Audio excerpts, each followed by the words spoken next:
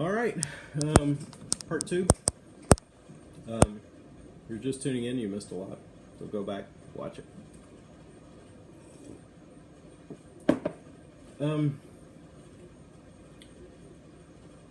So the next thing we'll talk about is panic disorder. There we go with that light again. I'm gonna try to sit still. Panic disorder is, we talked about the symptoms of panic attacks earlier. The heart palpitations, feelings of dizziness, lightheadedness, feeling like you're going to die, all of that good stuff. Panic disorder is essentially a experience of multiple panic attacks, and it often unexpected. So you develop anxiety and worry about fear of another panic attack. So essentially what we're looking at here is a disorder that is not just panic attacks, but also fear of having another one. This is where that escape and avoidance come into play, because we'll do anything to avoid feeling like that. We'll do a lot of things to avoid feeling like we're going to die, or feeling out of control, or this uncomfortable sense of dread that comes with panic. And often agoraphobia develops out of this. And so we'll talk about agoraphobia and what that is, and also what it isn't here in a little bit. But just the DSM criteria: recurrent panic attacks for 1 month, so there's our duration, and one or more, or one or both, persistent worry about additional panic attacks, or significant maladaptive changes related to the attacks, avoidance, trying to get away from the attack. Or it could also be things like overtaking medications or using drugs or something like that to try to reduce anxiety, drinking alcohol. So we could have some maladaptive changes related to that. So avoidance in another way other than just not going out somewhere. And then not attributable to medical conditions, substance use, or another mental disorder. So those things I talked about earlier. And also the significant impairment, which we covered already. So agoraphobia is a hallmark. You can have panic disorder with agoraphobia or without. More commonly, you're going to see with agoraphobia, and you'll probably see why as we go through. But agoraphobia is fear of being in places in which it would be difficult to escape or get help in the event of unpleasant symptoms, in the event of a panic attack, in the event that you're dizzy, you're throwing up, you're whatever. This is different from social anxiety. Agoraphobia is fear of being in public situations or in places where you can't easily escape. Social anxiety is a fear that when you go in public situations, people are going to judge you. So the part that pushes along, that reinforces the fear, the anxiety, is different. With agoraphobia, it's fear that I'm going somewhere and I can't get out. With social anxiety, it is a fear that I'm going somewhere and people are going to judge me. They're going to look at me. They're going to think I look stupid. That I don't know what I'm doing. That I don't know what I'm talking about. So they're very similar and often confused, but very different reasons for the anxiety. They may look the same, truthfully. Surely you can hear that. This cat has drugged some giant toy out and is dragging it across the floor. So, criteria for agoraphobia: fear and anxiety in 2 or more of the following public transportation, open spaces, enclosed spaces, standing in line or being in a crowd, or being outside the home. You avoid these situations due to feelings that escape might be difficult, and you may develop panic symptoms that are incapacitating or embarrassing. Agoraphobic situations almost always provoke anxiety and fear, so pervasive. And we actively avoid agoraphobic situations, requiring the presence of another person, or we endure them with a lot of fear or anxiety. It's out of proportion to what is normal. It is normal to experience some fear and anxiety in certain situations. This is always excessive fear and anxiety. It typically lasts for 6 months or more. So this is an ongoing. This isn't a short time frame here. So this is something that people deal with and that is pervasive. And it's also not caused by something else: drugs, alcohol, all those other things. I'm not going to say that every single time. You get it. A great example, if any of you watch Shameless, jeez, that's such a good TV show. It's on the early seasons are on Netflix. It was originally on Showtime. Now, granted, don't spoil it for me because I haven't watched it in several seasons. So I'm way behind. But one of the best depictions of agoraphobia I've ever seen is the character Sheila in the first few seasons of Shameless. She was afraid of going outside. She was homebound. She didn't leave the house in any attempt to do so, even if she needed to, do something for herself or someone else. Created a lot of anxiety. And watching the character the actor who played Sheila did an amazing job in that depiction. And if I can find, things like that are hard to get YouTube clips of, and they not take them down. But if I can find one, I'll put it up. I've had one in the past, and every time it gets deleted. But I will try to find one. But go back and, if you're familiar, go back and watch some of the early seasons with Sheila and some of those scenes where she's trying to leave the house and how much anxiety that causes. And she does really good job with it. She eventually gets over that fear in a very typical way for somebody dealing with agoraphobia. It's a flooding, essentially. One of the techniques you use is systematic desensitization, so gradually exposing people to what they're afraid of. And then the extreme version of that is just flooding, doing it all at once. You have the surge of anxiety, but you kind of push through it and deal with that anxiety. And you break the cycle because, remember, the thing that's pushing it along is the fear that something horrible is going to happen or that you're going to die.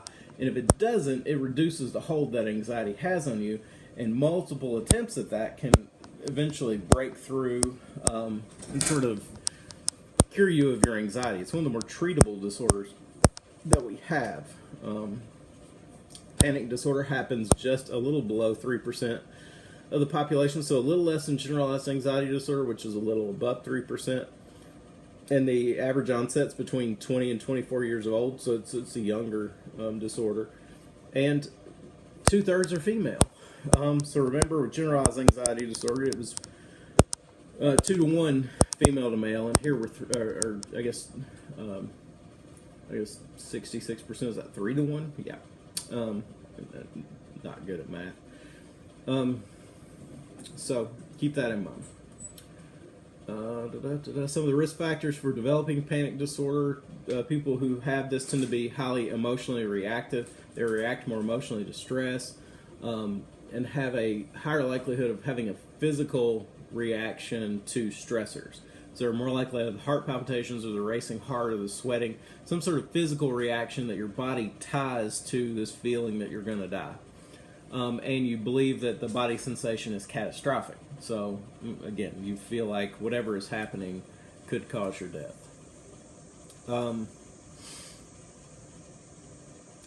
Some of the medications that we use to treat this are the SSRIs, the antidepressants like Prozac and Paxil. Again, benzodiazepines. Here's the thing. Paxil and Prozac, great medications, last a long period of time, take a long period of time to work. So it takes a couple of weeks to maybe a month to have full effect. Benzodiazepines work really quickly, like within minutes, 30 minutes or so. They don't last as long, but because they don't last as long, they're very addictive. So they go in and out of your body quickly. They have a short half-life, so you develop a craving for it, similar to alcohol, very similar to alcohol.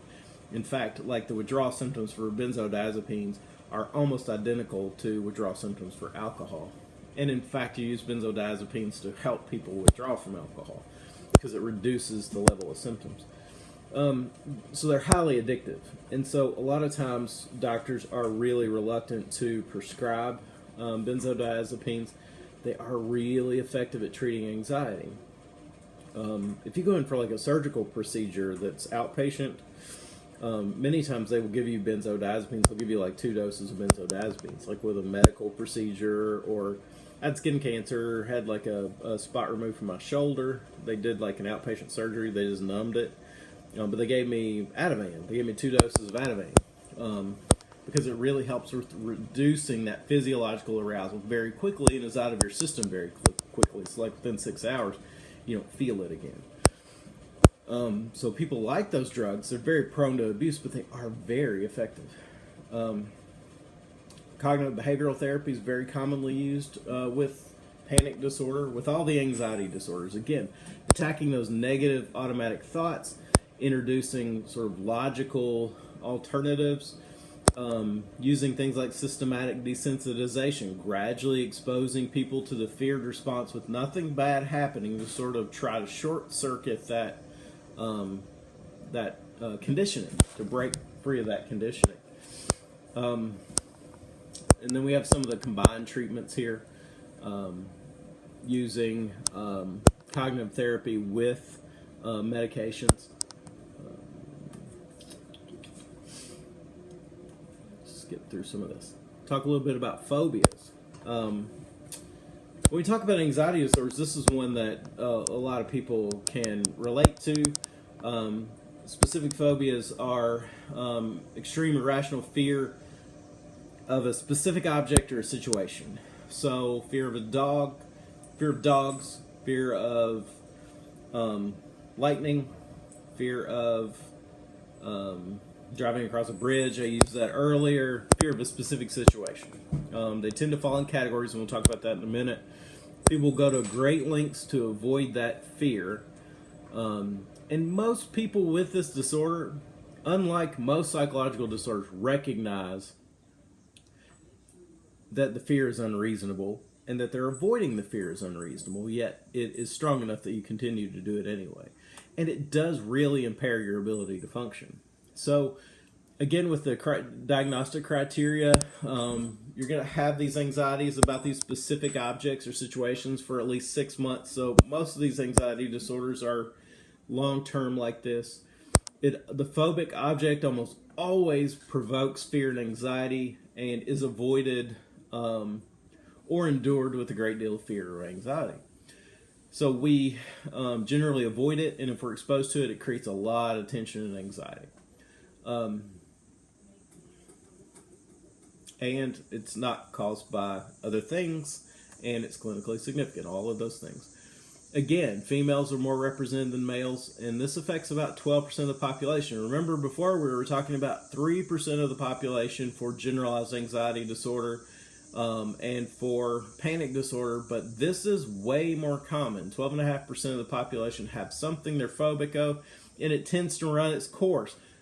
Things like being afraid of heights are very hard to persist for most of us throughout our life because we're exposed to so many things, and we're going to be in situations where these automatically resolve themselves.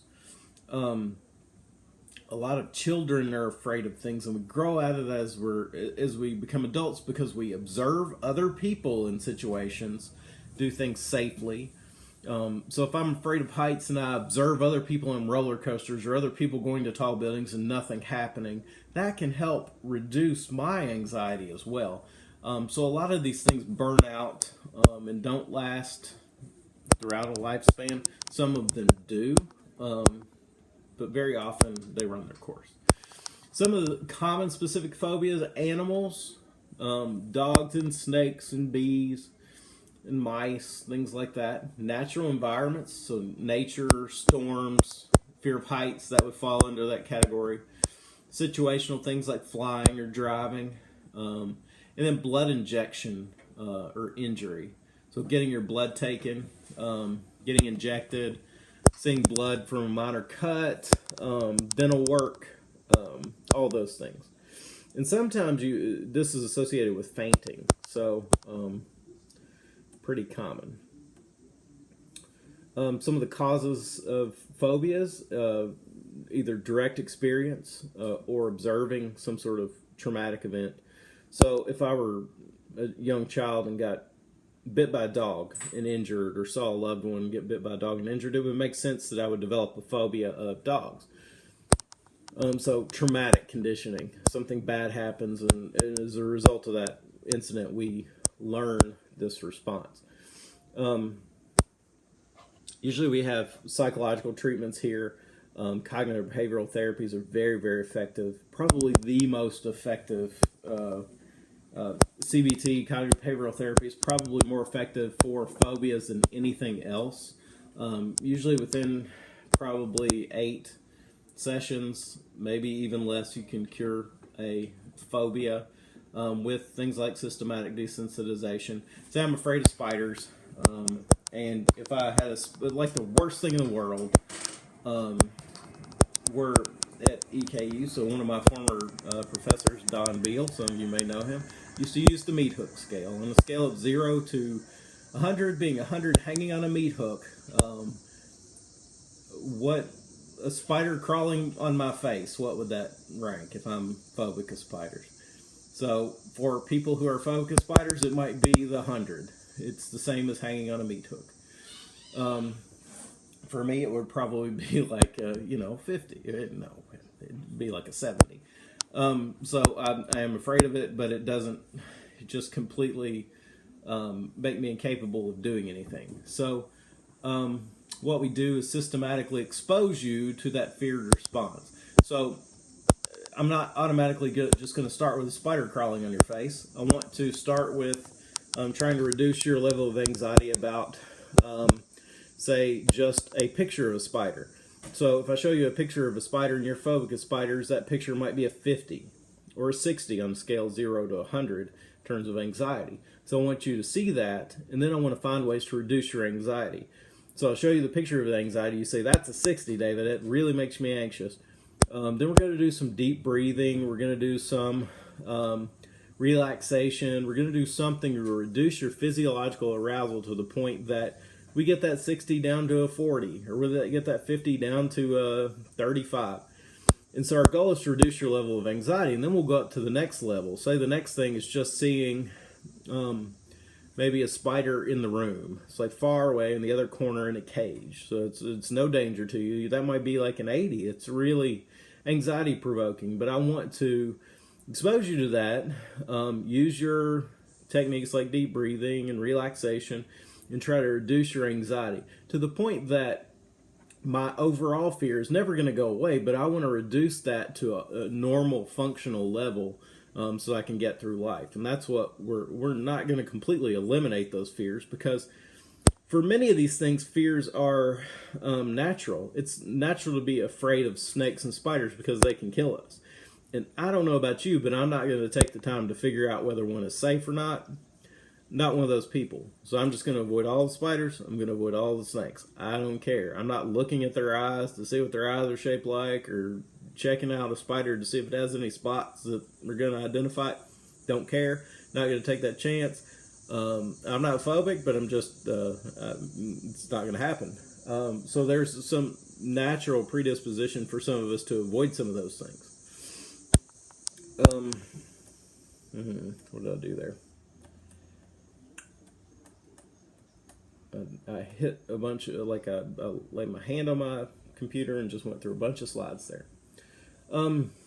So that's that. So with social anxiety disorder, which is the next thing, this is what I mentioned earlier, this extreme fear and discomfort in social situations or performance situations. Public speaking is a huge one that a lot of people can identify with. I remember I once played sick for 2 weeks until my parents took me back to the doctor for the second time, and they realized that I was lying. But I stayed home for 2 weeks because I didn't want to recite. We had to recite some speech from Macbeth or some Shakespeare play. I don't even remember. So I thought that if I just avoided school long enough, truth be told, I would have quit if I thought it was okay.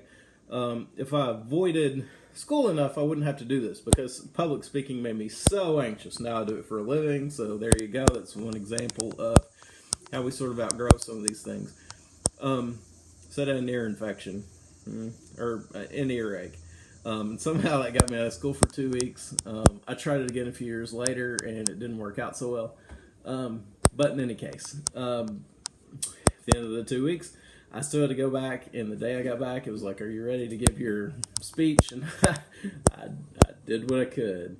Hands were shaking, sweating, trembling, very anxious. I hated public speaking. My voice would quiver and shake, and I would just feel so nervous doing it. And just with sort of repeated exposure, that was reduced over time. And now, I don't know that I enjoy it. I enjoy certain situations. Like, I like teaching class, but I'm not going to feel real comfortable getting up in front of like a few hundred people that I don't know, talking about something that I don't know a lot about. I could get up in front of people and talk all day about psychology or about, something about Bob Dylan or something like that. But if you just get me up randomly to speak about some random subject, I'm not going to be able to do it. So, but back then, like, hands were sweaty, shaking, my voice was quivering. It was terrible, terrible, terrible. And I would have done anything and did do anything to avoid those situations. Social anxiety. So extreme fear, discomfort in social situations. It interferes with your ability to function. I think I qualified when I skipped school for 2 weeks. Avoid social situations or endure them with a lot of distress. And this only occurs in performance situations sometimes. So sometimes people are only anxious, only have this performance, public speaking, social anxiety, and don't have other kinds of social anxiety. And then some people have more general social anxiety and just all types of social settings. And again, the thing here is the fear of being judged or fear of people making fun of you or what have you. 12% of the population, so again, very common, right up there with phobias. And that's a lifetime prevalence, about 7% in a given year. So still very, very common. A lot of people have social anxiety. Onset's usually during adolescence, which isn't surprising, and the peak is around 13 years old. That was 10th grade, so how old was I? I don't know. Do the math. That seems about right. 13, 14, I don't know. I was a late bloomer. Who knows? But that seems close to being right.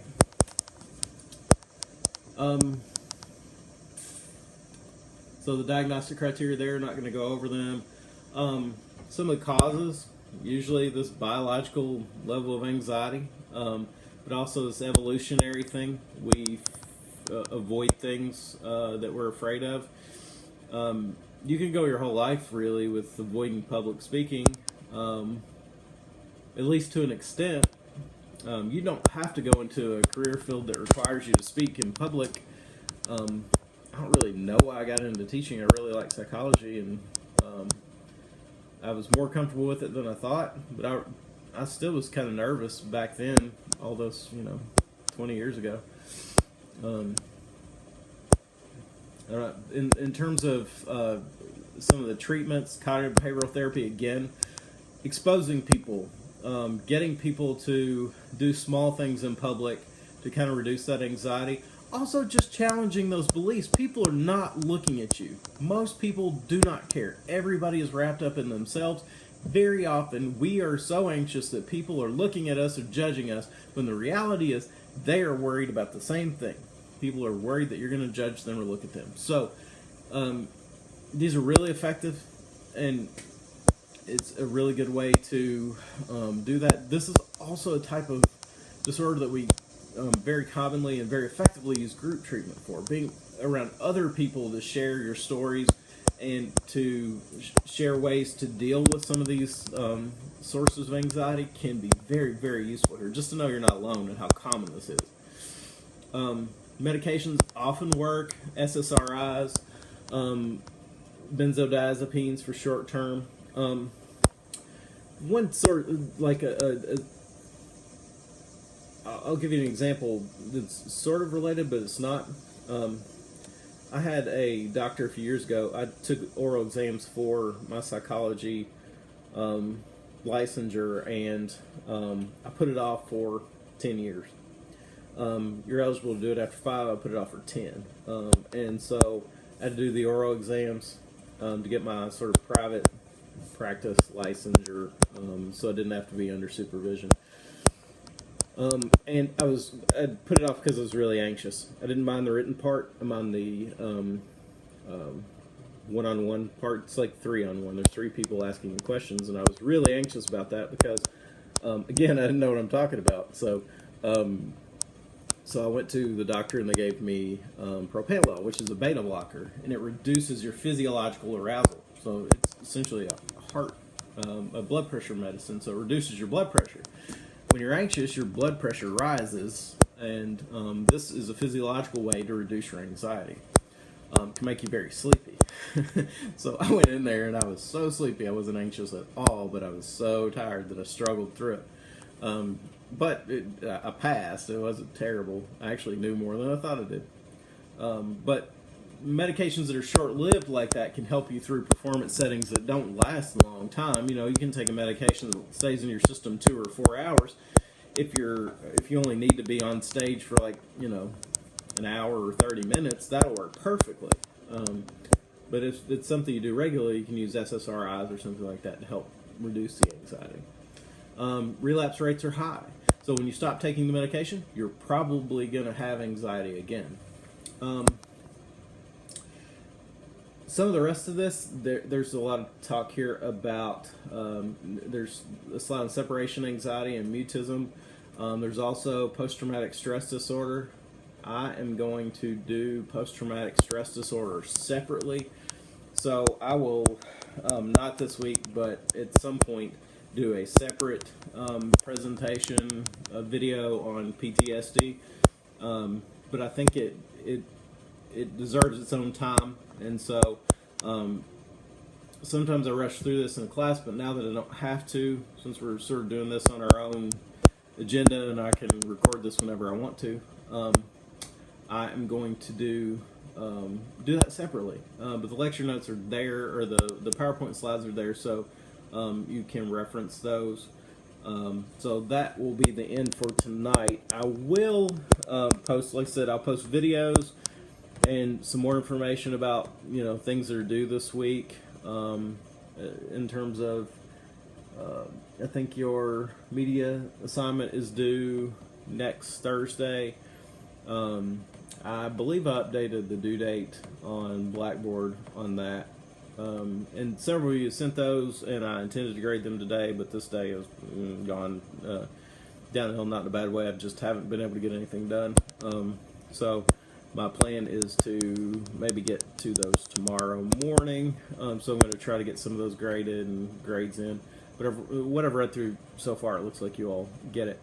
If you have any questions or anything throughout the week, please let me know. I did add a discussion board for questions or comments that might benefit other people, so feel free to look at those. So I think that will do it for tonight. Hope you have a good Labor Day. This is Sunday night, so tomorrow's Labor Day. I don't know when you'll watch it, but have a good Labor Day, have a good week, and I will see you soon.